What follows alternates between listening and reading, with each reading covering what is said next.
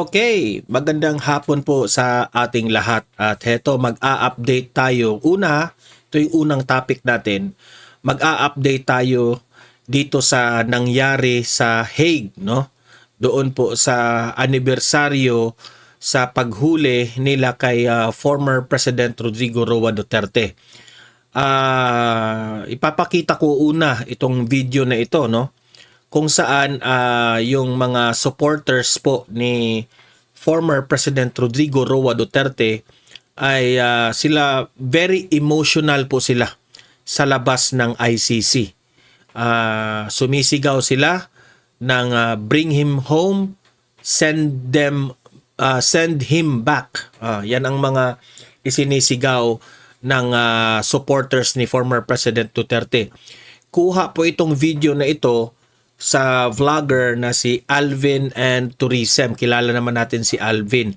At nakunan rin ni Alvin itong matinding speech ni Mayor Baste Duterte. Yan ang una kong ipapakita. Okay? Mamaya. At pag-usapan din natin itong si Attorney Baligod, no, sa 18 ex-Marines ay pumunta ngayon lang sa NBI, okay? At inambus interview siya, at yan po ang ating pakikinggan kasi po itinanggi niya ang sabi-sabi ng mga kalaban na binayaran raw sila, okay? Mamaya pag-usapan natin yan. At itong interview rin, no, ng taga NBI na itong si nakalimutan ko yung pangalan ng spokesperson ng NBI ay retired general na nagre-recruit umano dito sa 18 ex-Marines. Gaano ba ito katotoo na itong mga ex-Marines na ito ay ang nasa likod sa kanila ay mga isang retired general raw. Gawa-gawa na naman. Ay nako. Booking na nga sila dito, pinipilit pa nila na sisiraan itong mga 18 ex-Marines. At ito, nagsalita na rin si Attorney Topacio, no? Patungkol po sa disbarment rin na planong gawin ng Gabriela. Okay? At pag-usapan rin natin itong si Lacson at itong si Senator Marcoleta, no? Patuloy pa rin ang kanilang debate at buljakan di umano sa Senado hanggang nauwi sa biruan tungkol sa kung sino ang mas pogi sa kanila. Okay. Kung aabot pa tayo dito, ha, hindi ko lang alam kung aabot pa ba tayo dito. Defense team ni VP Sara sa reklamong impeachment ipinakilala na raw. Okay. So eto, unahin muna natin sa kung ano yung nangyari doon sa Hague, no? Nakakapanindig balahibo po ang nakita natin kasi po talagang dito mo ma-observe kung gaano kamahal ng taong bayan itong si former President Duterte. Ito po, panoorin natin.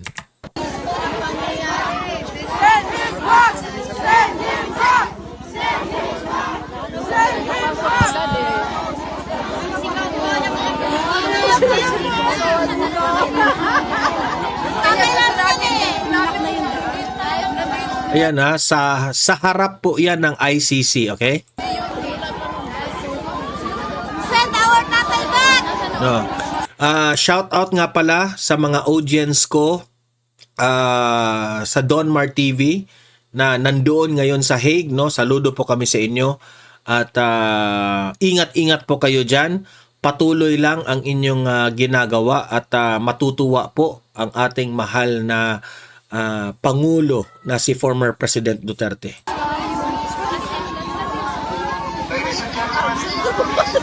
Yawa mo! BBM! Let's go! Saya! Ay, ito! Tayo!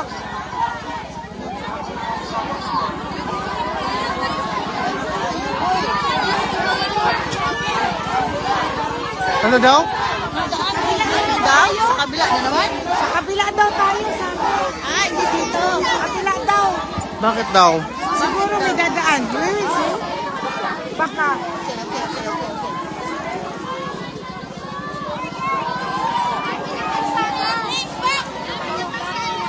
Guys, grabe guys. First time ever.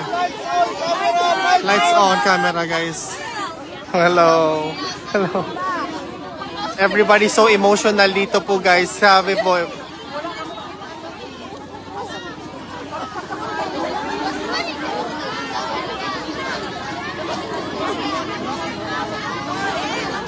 Sinarado po talaga yung mismong road dito guys because of this. All of the roads were closed here because of this, guys. We love you, Tatay Digong. Send him back! Send him back! Send him back! Send him back! Send him back. Send him back! Send him.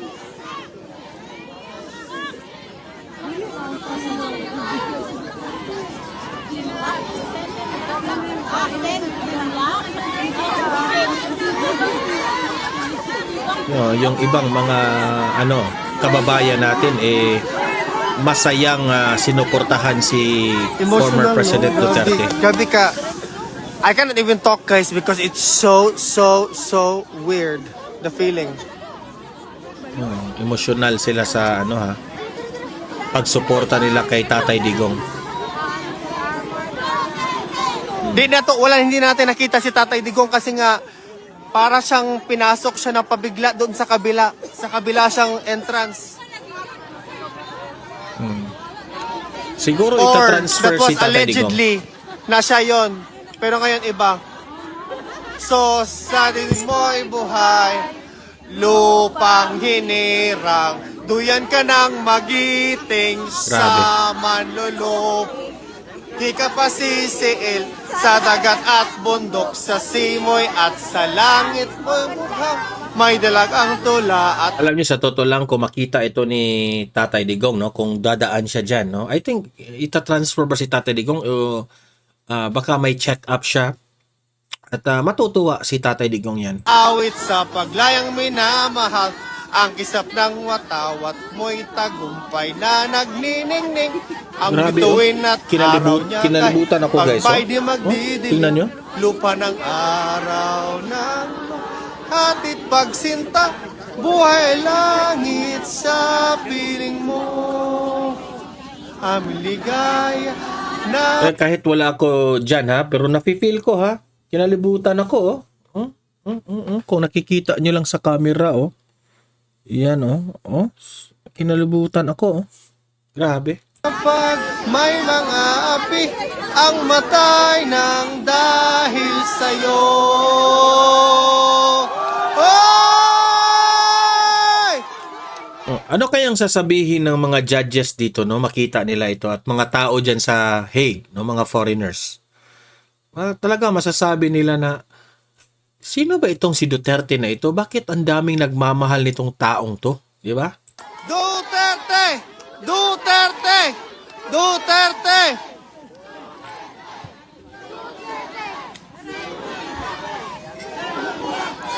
Send him back! Send him back! Send him back! Send him back! Send him back! Send him back! Send him back! Send him back! Send him back! Send him back! Send him back! Send him back! Send him back! Send him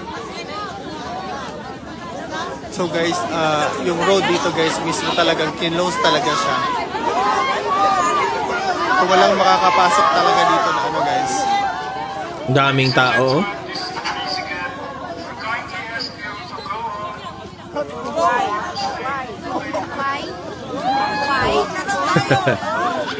Pinapapauwi na sila ng mga authorities alam ko naman, wala pa yang ganang umuwi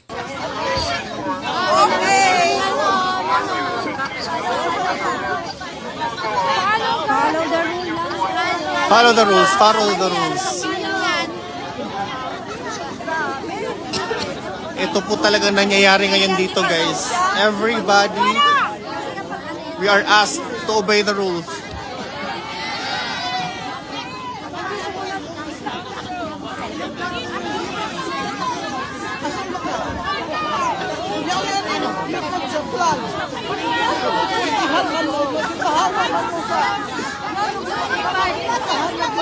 Guys, nawala na ako. Asa na sila ate?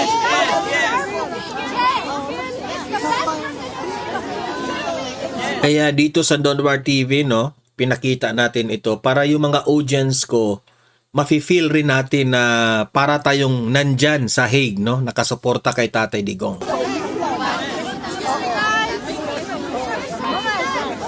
Oy, wala. Mama.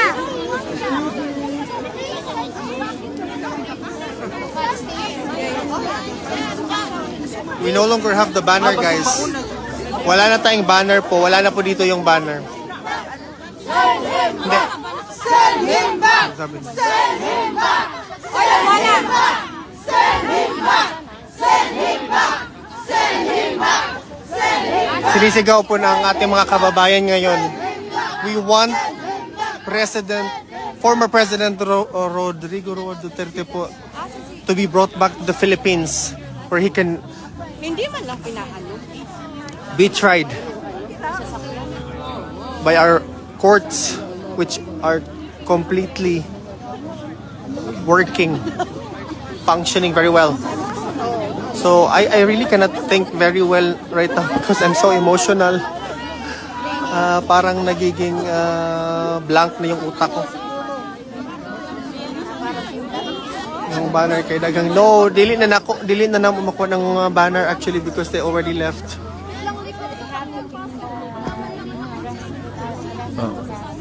Nakaabang yung mga kababayan natin dyan kay Tatay Digong.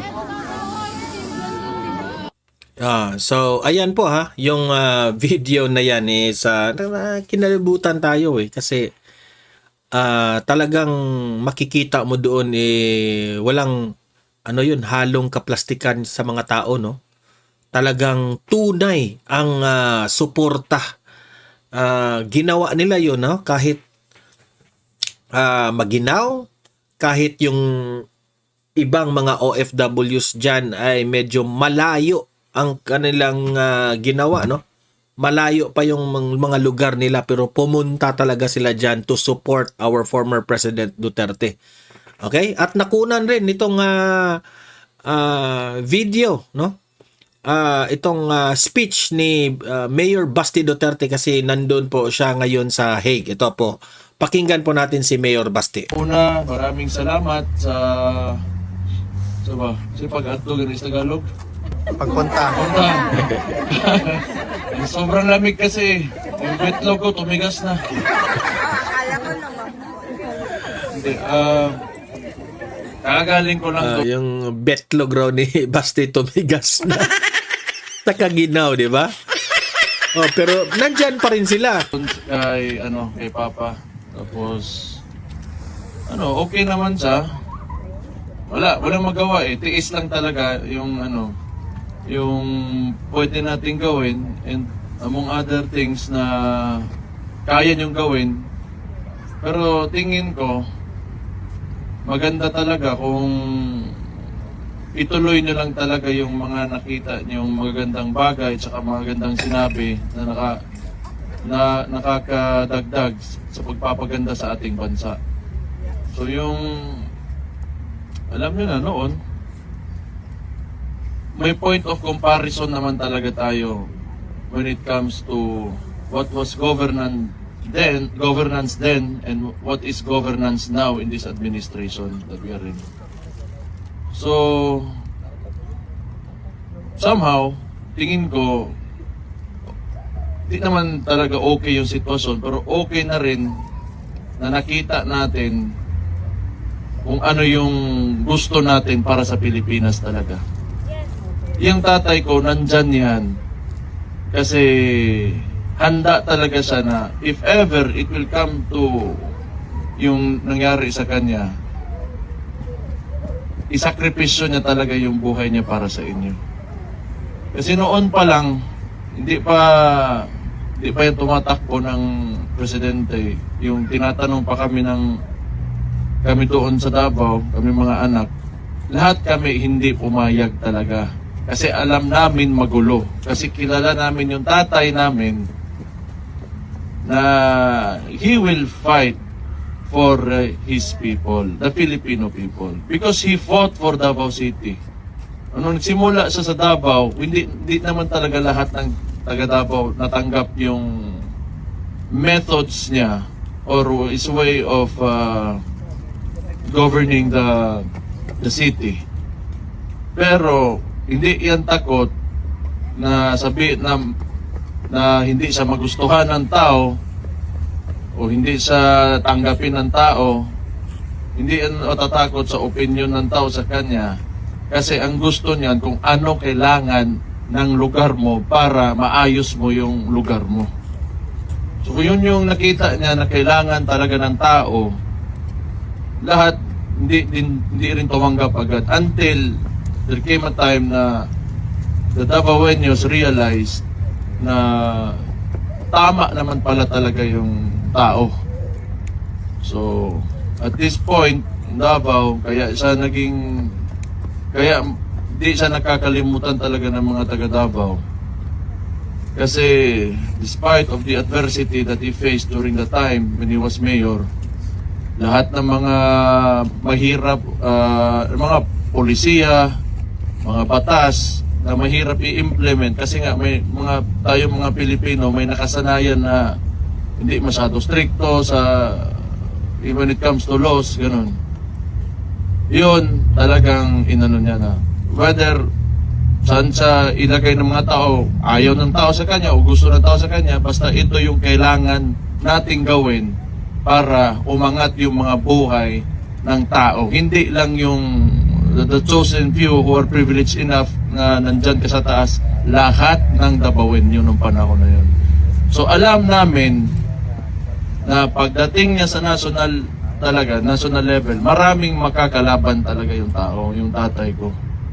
Kasi yung traditional na yung Pilipinas, alam niyo na yan eh. Nakikita niyo yan, yung mga oligarko, yung mga dinastiya, na sila rin yung mga the same oligarchs are the same dynasties in the, like most provinces. Kaya yung mga congressman na yan, gustong-gusto nila si Marcos because they are conservatives. Gusto nila yung status quo na maintain nila na nandyan lang sila lagi sa posisyon nila. Kasi they have better control of their constituents pagka centralized masyado yung governance. So kaya gustong-gusto nila si Marcos maliban sa pera na mga malita nila. So yun, alam namin kasi hindi ito traditional na politician yung naging presidente nyo rin noong 2016. So kaya nangyari yan lahat hanggat sa, ewan ko, hindi siguro nila alam kung ano na yung gagawin nila. Tingin siguro nila pag pinasok nila yung tao dito, matatapos na yung istorya. Wala nang pag-usapan kasi talo na. Sa ano kasi, sa in-human history, kung titingnan nyo, hindi lahat ng mga tao na, mga leader ng isang, o may followers, may nagtiwala, na pinaslang, nilagay sa sabay prisuhan sa kuwan. Kulungan. System na eh.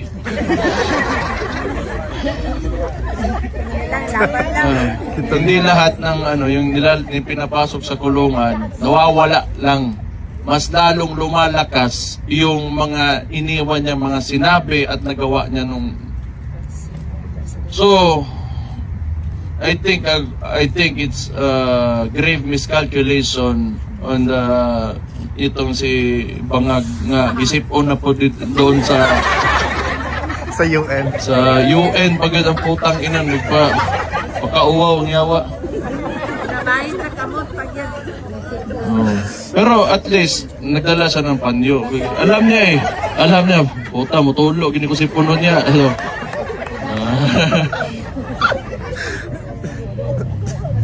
Kasi ako ang sunod ani guys ng tugnawa Pero mauna, I think akala nila. Tingnan niyo yung Iran ngayon, pinatay nila yung Ayatollah Khamenei. lalong nag-unify yung mga Iranians against foreign invasion and foreign intervention. So I think it could be the same, similar. Kaya wala din naman talaga tayo dito kung walang nagawa na tama yung tao na nandyan na nilagay nila sa ICC. O sa detention unit ng ICC. So, may election naman tayo. And that's I think, sa ngayon, dun tayo papunta sa election. So, gamitin nyo lang talaga yung your power to vote. That's yun yung gamitin nyo, kailangan nyo na gamitin para pumili, tapos yung direction talaga ng bansa natin, nasa mga kamay nyo yan. Yung mga sino ba ang gusto nyong presidente? Duterte nga. Sara. Ako? Tapos mag-vice ka president. Hindi ko kapoy. Kapoy kayo. Ang posisyon, alam nyo man to yung iba dito na the more you go up, the more problems that you will have. So, ako, baka mag-demote ako into vice mayor pagka sunod election. Pero gamitin nyo yung your right to vote you have the power to change or to kung anong direksyon yung gusto nyo para sa bansa natin. Pero alam nyo, dito ako pumunta kasi alam ko nandito kayo. Gusto ko lang talaga magpasalamat kasi alam ko nagtiwala kayo sa tao, yung tatay ko. And he went into office, he ran for the presidency wholeheartedly at with the goal to serve the Filipino people. And yung binigyan yung tiwala, hanggang ngayon nandyan pa rin yung tiwala nyo sa kanya, yung suporta, nandito kayo kung saan-saan kayo sa buong mundo galing. Salamat sa inyo. Thank you for trusting the person and supporting him. So, kailangan namin sa ngayon, hindi rin naman kami mga iyakin na tao, pero I also thank you for the prayers for him. So yung mga dasal nyo, malaking bagay yan. May nagagawa rin naman talaga. May Diyos din naman talaga. So, yun. Tapos, di pa kayo mamamatay sa lamig dito? Okay na yun. Yung sawa na ako March 3 pa ako nandito. Tapos, wala na, hindi ko kaya dito Pero okay, sa loob, hindi naman talaga. Hindi man. Ha? Laban. Okay naman, pero yun nga, wala naman talagang okay na tao na Nasa loob. ilagay mo dyan sa detention unit. And kung isipin mo, may nade-detain ba ng 1 taon? Yeah. Totoo. Diba? I mean, sir, yung sa Baral mo ng war kinulong, pa tagal na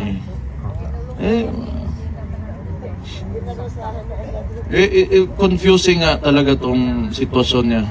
Pero ano yan, politika talaga yan. As I said earlier, dahil nga yan sa transition na kailangan sa yung nag-introduce ng transition para sa Pilipinas kung saan tayo papunta. Ay ngayon, nakita nyo na, and I think, naintindihan nyo din naman talaga kung ano yung gusto niyang gawin para sa bansa.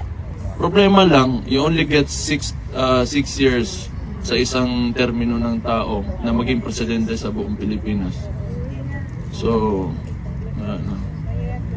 pero tingin ko naman, may hustisya rin naman talaga sa dulo. May Diyos. Kung ano man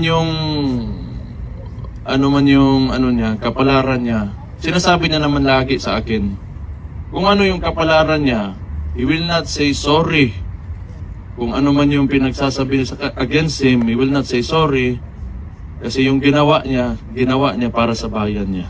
Yan ang lagi na, inuulit niya. Ako po, mag-sorry na lang para makagawas ka. Gana ba, no? Ay. So, kakagaling ko lang doon. And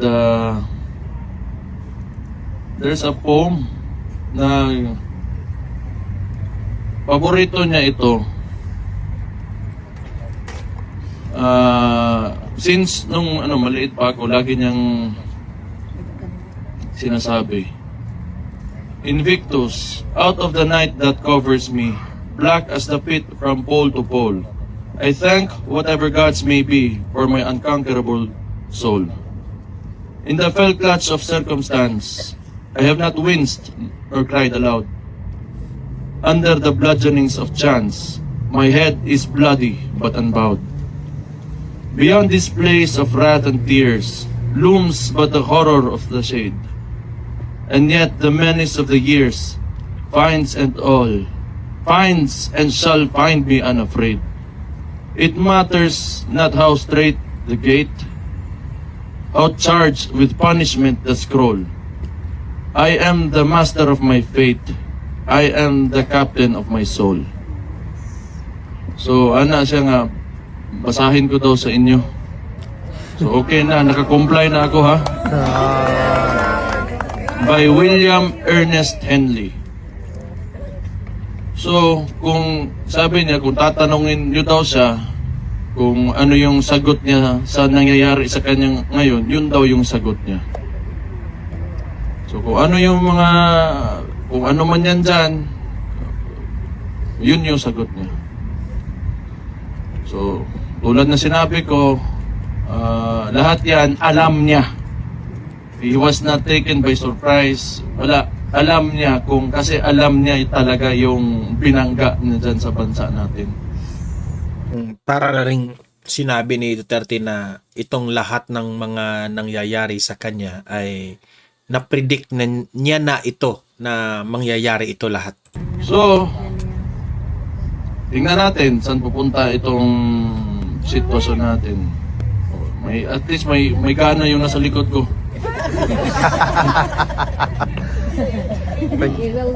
Pero salamat sa walang tigil na suporta.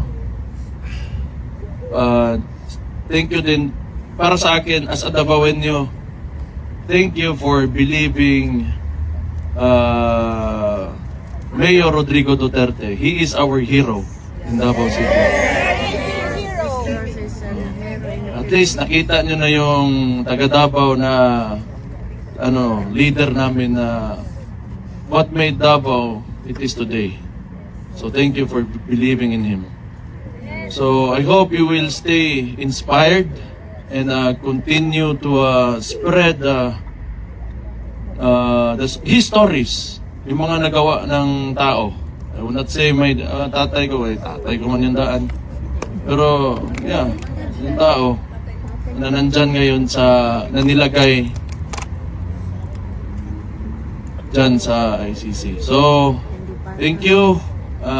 Good afternoon sa inyong lahat. And God bless you all. Thank you, Mayor. Ayan, so yan very emotional and touching yung mensahe ni Mayor Basti Duterte. Ito, punta naman tayo dito meron pa tayong time, kay Attorney Baligo dito sa 18X Marines, no? In-ambush interview siya kasi pumunta siya sa NBI. Alamin natin kung anong nangyari doon. Ito, pasok. In today's coming here, yung initial thoughts lang po, ano ko kayo? We are ready to cooperate and provide whatever information they need. But I look at the subpoena and it appears that what NBI wants to know is the background of the 18. So we will provide all the information. Imagine that one na itong si Attorney Baligod, instead na mag-report sila doon kung ano yung nalalaman nila patungkol sa flood control, sila pa yung mga background check. Grabe itong administrasyon ito, no? Ganyan ang administrasyon natin, parang ayaw makipagtulungan, no? Instead na pasalamat nga tayo na meron ng titistigo dito sa korupsyon, kinontra nila. Alam niyo ba kung bakit? Kasi sila rin yung mga matatamaan. Kasi may sinasabi si Director na 8 daw hindi Marines or 4, no? Siniraan na sila. Unti-unti na silang siniraan. Meron raw 8 mga irrelevant. So we will provide their serial numbers, no? Ang sabi, yung 8 daw ay hindi empleyado ni Saldico. So we will provide their identification card. Ayan, Atty. Baligod. Ibuhos nyo lahat na makita nila na legit yung grupo ninyo na talagang mga trabahante kayo ni Zaldico. Actually, Zaldico, hinihintay ka ng taong bayan. Aminin mo ito na mga kilala nyo ito mga taong to. Signed by Saldico na empleyado sila. No? So, mamaya kung ano yung mangyayari, i-feed namin sa inyo. Yung 4 daw sir na hindi naman daw po Marines, kundi driver, bodyguard lang po. Hindi. Lahat ng 18 na ito, as we said, 16 were former Marines, 2 were former Philippine Army. Sir, Maliwanag naman yun sa affidavit. ready din po mag-file ng separate na salaysay itong 18 kasi yung sa isang affidavit lang po parang kine-question yun eh. Alam nyo, kaya nga may tinatawag tayong joint affidavit kasi kung may common knowledge, pwedeng pagsamahin. Diba? Kaya pag makikita nyo, yung unang portion ng affidavit, ang ginagamit naming pronoun doon ay kami. Kasi lahat sila empleyado. Pero pagkadating doon sa mga nag-deliver, nakalagay naman specific doon. Kami, tube, etc. So, specific yun. No? Yung 18 ex-Marines today pupunta. Okay. Ito na So kami. yung sinasabi po na correct daw po si Tony Pascual sa inyo po law firm. What are your thoughts on this? Yeah, correct. Because I am their off-counsel. No? Ang off-counsel, it means kung may mga cases sila that they need some support or help, I help them out. And also, I farm out cases kasi nag-unwind na ako sa law practice ko eh. So I farm out cases to several lawyers. Sir, yung thoughts nila lang na may mga tao nagsasabi na dapat take with grain of salt yung sinasabi ng Philippine Marines. Pero sa inyong paniwala, you're convinced na totoo yung kanilang mga pahayag. Yes, they don't have anything to profit from accusing people of in high position ng kasinungalingan. No? Isipin mo, ordinaryo lang itong mga sundalo na mamamayan and they are accusing people in the highest places of government. Mahirap yun, di ba? Sir, pero wala namang issue na nabayaran daw itong mga ex-Marines, sir. Ako po, yung nagsasabi sa inyo na nabayaran, sila ang tanungin nyo. Di ba? So, yan, hindi po talagang legit na kusang loob itong mga ex-Marines na ito na lumantad. Okay? So, yan, tingnan lang natin yung developments dyan. Pakinggan rin natin itong side ng mga taga-NBI. Ano ang opinion nila dito sa mga 18 ex-Marines? Tingnan ninyo o obserbahan nyo. Magandang umaga po, Kaped at DJ Chacha. Sa lahat po ng tumatangkilik, ang milyong-milyong tumatangkilik sa inyong programa po. Isang magandang umaga po. Salamat sa panahon. Sino po yung general kaninyo na retirado na nasa likod nitong paglantad ng mga kalalakihang napapakilalang Marines? Well, na-identify na po namin, pero Kuya Ted, pasensya na muna, hindi ko muna po siya papangalanan. Meron pa po kasi kami mga binabalidate na bagay.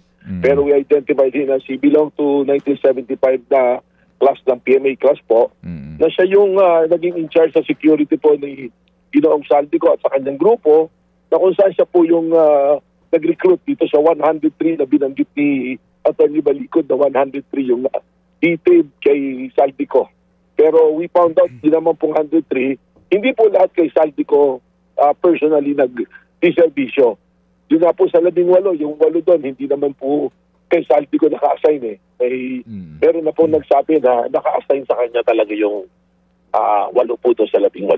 Okay, so nangangahulugan na ito pong retired general ay general po ng anong service? Army na ito ay empleyado ba rin siya ni dating Congressman Saldico? Kaya siya yung in charge sa security kaya meron sinasabi na recruitment ng 108 AFP personnel?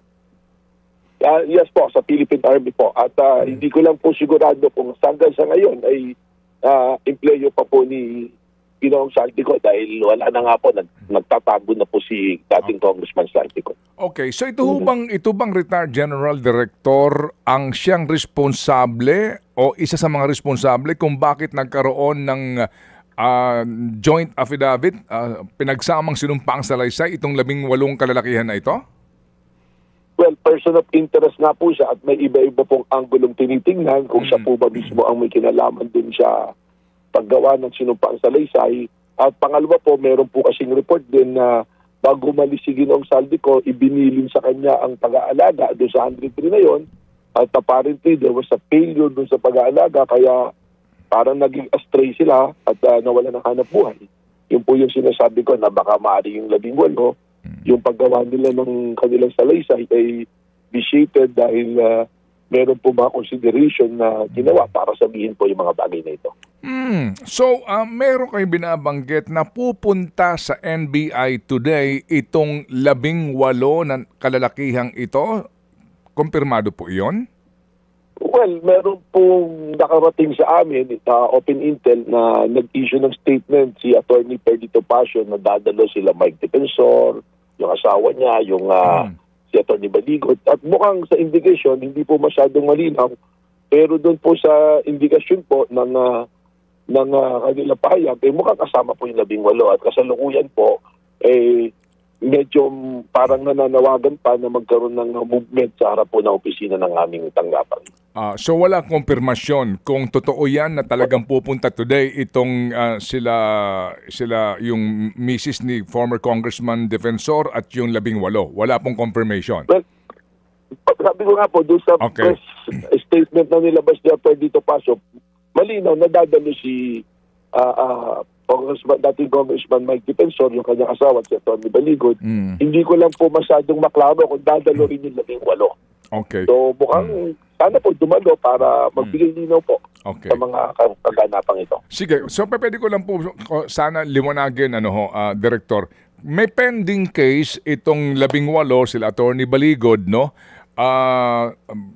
Sa usapin po ng cyber libel and pati po itong usapin po ng perjury. Yun po naihain sa DOJ separate sa NBI, di po ba?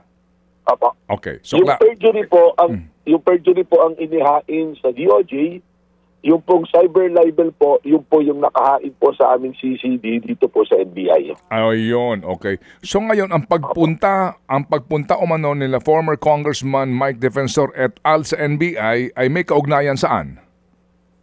Doon po sa joint affidavit po, yung sinumpang salaysay, yung po yung kaugnay sa deputization po sa amin ng Office of the Ombudsman. Kung maalala niyo po, si Atty. Baligod, nagpasa ng ipinasa sa Ombudsman yung sinumpang salaysay nung 18. Ang ginawa po ng Ombudsman, we are deputized to investigate doon po sa pangyayari po na. Ayun, so ngayon malinaw na. So ngayon po obligado itong 18 na humarap po sa inyo. Meron ba ho kayong inilabas na invitation dito ho sa 18 ito magbigay linaw po sa kanilang sinumpaang salaysay? Subpoena po. Ang NBI po may power to subpoena at ang subpoena po namin ngayon ay meron din pong strength coming from the deputization po o sa deputization po ng Office of the Ombudsman po. So yung pong subpoenang ito, served na po ito dito po sa mga naghain ng pinagsamang sinumpaang salaysay? Opo, nung Thursday pa po. Alright. Inilagay po namin yung period na 5 days. Opo. Ayun, so kung yan po ay na-serve na, ito na po yun. Obligado silang humarap sa inyo para po sa anong gagawin ng NBI dito? Clarificatory questions muna? Opo, tatanungin po muna natin. Sabi ko nga po, Katin, yung proseso po natin ganito. Halimbawa po, ikaw, Kaped, nagreklamo ka sa investigador, sa polis. Inireklamo niyo po yung isang tao.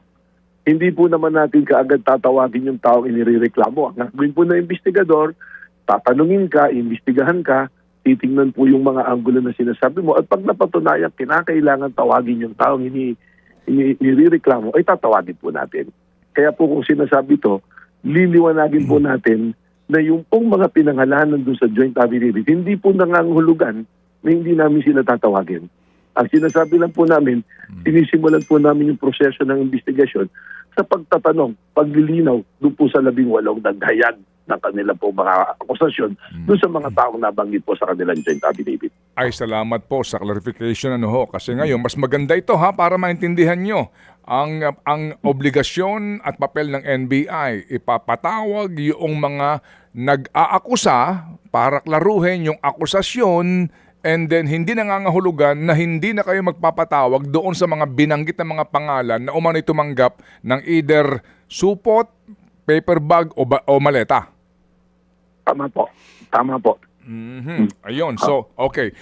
Paano po ang inyo pong pagtatanong sa kanila? Sila ba ay kinakailangan may kaharap na mga abogado? At ito ba ay isa-isa? Ito ba ay 18? Kasi nga, medyo sa ibang mga abogado sinasabi parang mahirap yata yung pinagsamang sinumpaang saresa ng 18.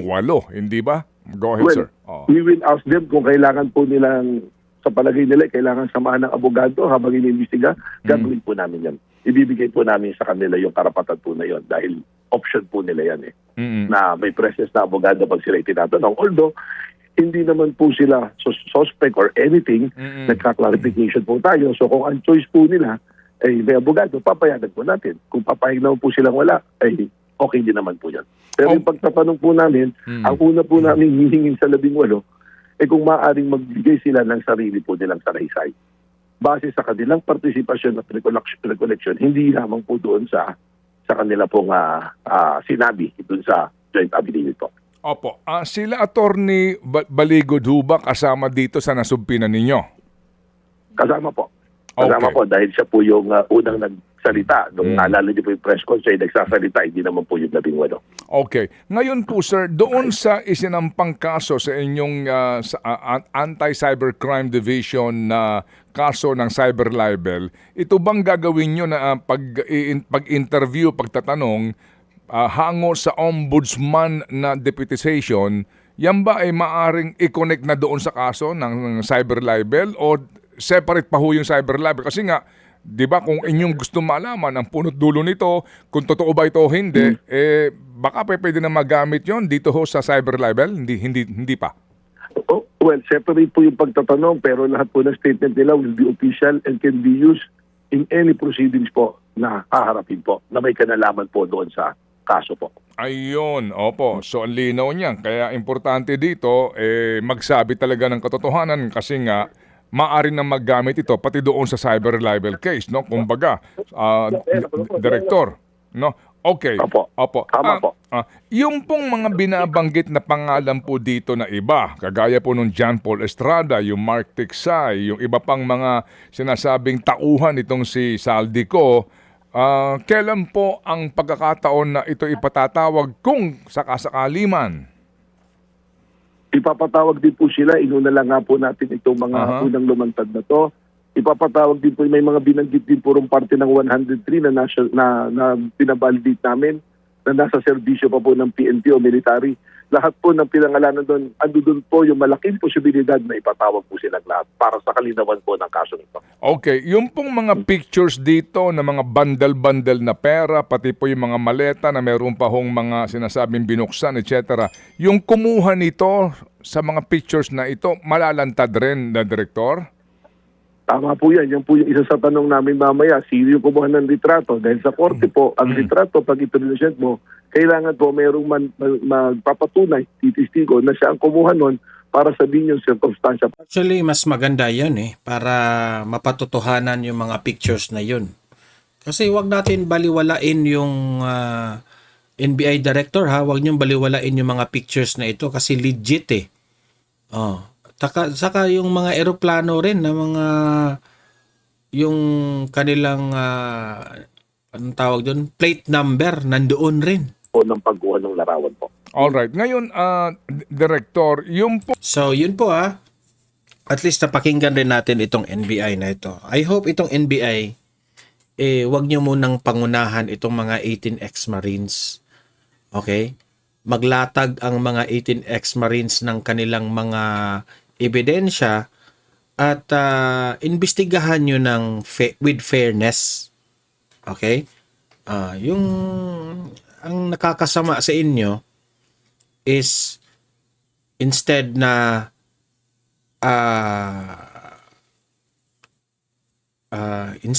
yung kanilang ibibigay na impormasyon itong mga 18 ex-Marines, yun ang uunahin ninyo.